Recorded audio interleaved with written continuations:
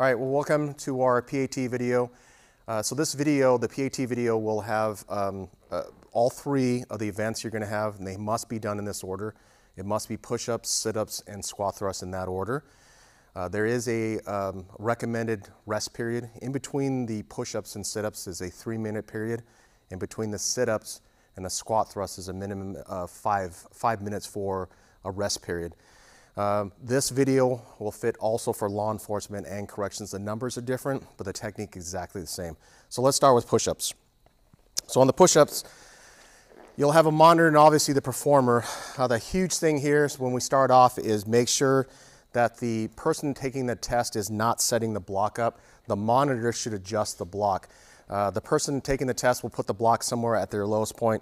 The monitor is going to put it right along the nipple line, right in the middle of the chest, to make sure that that's correct. The hands should be shoulder width to shoulder width and a half apart. The feet should be together. If they're going to be apart, you can have their foot span apart. That means whatever size feet they have, that's the distance they can have their feet apart. That's usually about 8 to 12 inches. Next is the body, the plank position. Really what that means is that there's no extension or flexion. Flexion means it's like a teepee or a tent. Extension means that the hips are sagging. You don't want the hips to sag. It's got to be definitely straight. If you engage the core, you're going to get this very, very slight flexion, and that's okay as long as the abs are engaged. So the actual technique, when they go down, you have to do two things. One is compress the block, and number two, the arms must bend at 90 degrees. So both those conditions must be met.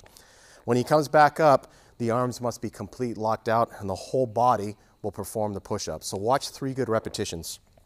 1, 2, 3. Common errors is not compressing the block and or not bending those arms to 90 degrees. So that's a common error, so watch the common error. All the way down. Second common error is not coming all the way up and locking the elbows out. All the way up, all the way up.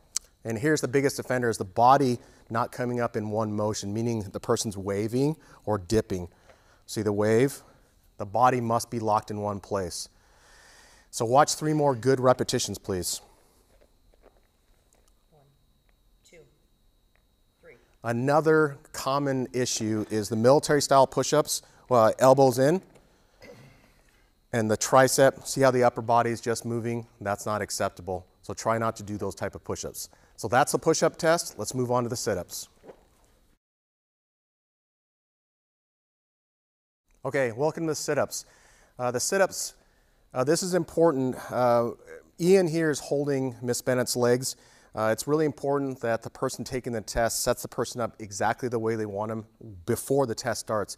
Once the test starts, you can't adjust, so make sure that everything is set up here correctly. One of the biggest errors we see is when you're grabbing the back of the legs, that people are grabbing with the blade of their hand, and that kind of bites in the calves. So make sure the hands are turned inside so that's not happening. First and foremost is this angle right here should be less than 90 degrees. So a lot of times you'll have to push that person in. Now next, if you look at my hands, the hands should be laced up like this. You cannot unlace your hands. That means even the pinkies must be together. This goes behind the back of the head.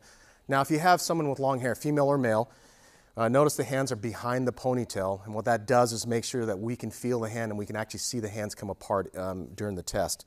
What you're going to do is the rep actually counts starting on the way up and on the way back down. That's when it really counts, is on the way down. So what you want to do is coming up is touch your elbows to your knees or past that plane. And then it counts when they come back down and they touch the monitor's hands. That's a complete repetition. So watch 3 good repetitions.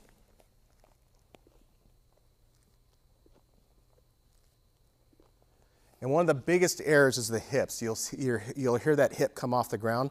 So the first common error is not coming all the way up, touching the elbows to the knees or passing that plane. So watch that error. Come all the way up, come all the way up, all the way up. Second error is not coming all the way down and touching the monitor's hands. Touch my hand, touch my hand. The third most common error is the hips. You can almost hear the sound. It's almost like a helicopter. The hips will come off the ground and they'll use that to create some momentum to come all the way up. So that is a no-go, so watch that error. Okay, keep your hips on the ground. Okay, good. If you're going to rest, rest only in the up position. You can only rest here. Do not rest in the down position. If you stay there for longer than just a breath, the test stops. So you can only rest in the top position. So watch 3 more good repetitions, please. Okay, that is a sit-up test. Let's move on to squat thrusts. All right, this is the last test, the squat thrust test. It's very simple. The squat thrust test is not a burpee, does not include the push-up. It's a very singular movement. So if you watch it sideways, what's going to happen is she's going to come down. Her hands and her feet are going to touch together for a split moment in time. You'll see it. She'll come down, hands and feet together. Now she's going to kick her feet out to a plank position. Again, in the plank position, this is identical to the push-up position. There's no flexion, meaning the body's not up like a tent, or sagging, which is extension. It's perfectly straight. The feet come back again, and they momentarily touch, and then we stand back up all the way. The hands are above the head, and this forces the hips to be open or move forward. So the hips can be in this 0 position. It can be extended, it just can't have any flexion. Flexion means you're slightly bent at the waist. That is not acceptable. It's got to be definitely straight. Hands up in the air will help you with that, but the hips must also be at 0 so that there's no flexion. There can be a slight amount of extension, that's fine as long as there's no flexion. So watch 3 good repetitions.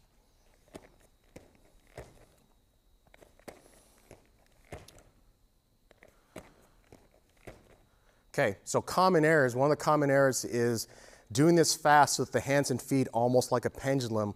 Well, the hands will, right when the hands, before the hands really hit the ground, the feet are already kicking out. You don't want that. The hands and feet must be touching for a split moment in time, for a split second, so that you can't cheat that and gain momentum. So watch that first cheat. So see that? That's not acceptable. Number 2 is not being in a plank position. Either the body's in flexion or extension. So if you watch that, see how the hips are up like that? That's not good. Or the hips are sagging. It's got to be a full plank position, so the body's got to be perfectly straight. And number 3, on the way up, even though the arms are up, the body's flexed like this, so that's not acceptable either. So watch that bad repetition. See how there's flexion in the waist? That's not acceptable. You got to stand all the way up. So watch 3 more good repetitions.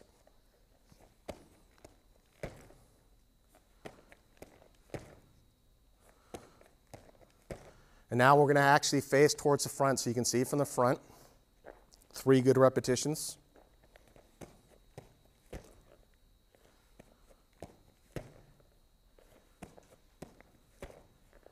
That is a squat thrust test that completes all 3 exercises.